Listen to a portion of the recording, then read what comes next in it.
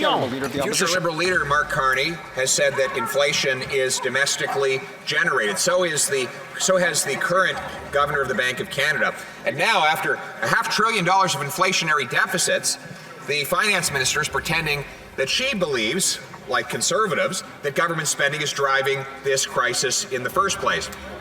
Isn't it ironic that the solution to the problem the government will have to pursue if it wants to make life more affordable is to do exactly the opposite of what they have been doing for the last 7 years? The Honourable Minister. Mr. Speaker, on inflation, our government is taking concrete steps to reduce childcare fees, and in my own province, it's over $6,000 for average for family, doubling the GST credit, providing a one-time $500 payment for renters, and Mr. Speaker, 500,000 kids will get dental coverage that they never had before. What's ironic in this House, Mr. Speaker, is that when the Conservatives had the chance to vote for Canadians, they voted against, we voted for them. Leader of the Opposition.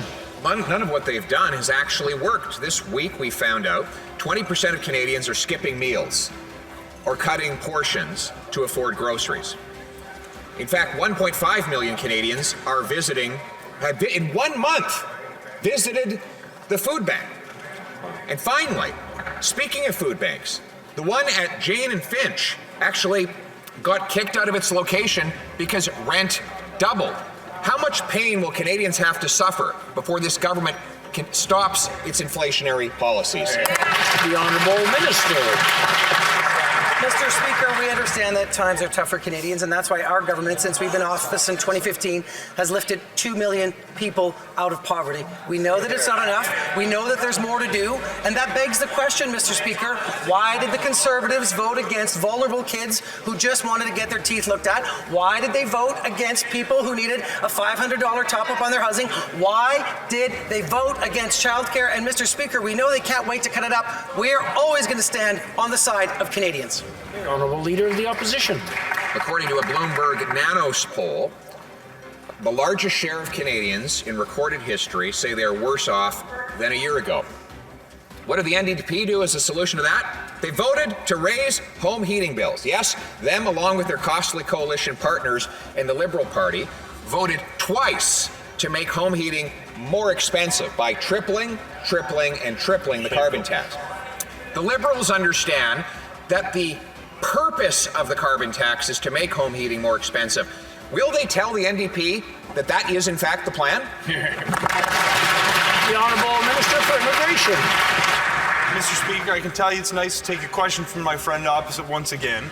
But I gotta say, as an Atlantic Canadian, it really burns me to see this line of questioning. We're dealing with neighbors that I've got right now who've lost over 6 figures in corn crops that they're trying to feed their cattle.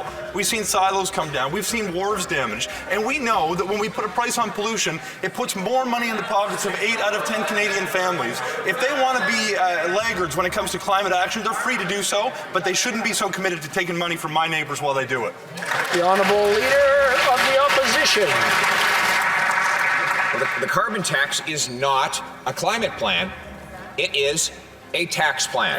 They have not hit a single solitary climate change target since they took office. And now they want to not double down, but triple down on their failure by tripling the carbon tax as we go into a winter when analysts expect that heating costs will go up 100% and more for families in that member's riding who heat their homes with oil. Mr. Speaker, will the costly coalition, including the NDP, finally reverse themselves so the Canadians can keep the heat on? The Honourable Minister. With respect to the allegation that our plan to put a price on pollution is a tax on Canadian households, he knows it's bogus. Year after year after year, he's been making this point in the House of Commons, and year after year after year, it's proven to him that Canadians actually receive more from a dividend than they put out on pricing. The reality is this is one amongst many measures of our climate plan. We know that it's the right thing to do, and we're seeing it in my community because right now, it's very clear the cost of inaction is far greater than the cost of taking action. We're going to do the right thing, both by the environment and the bottom line of Canadian households.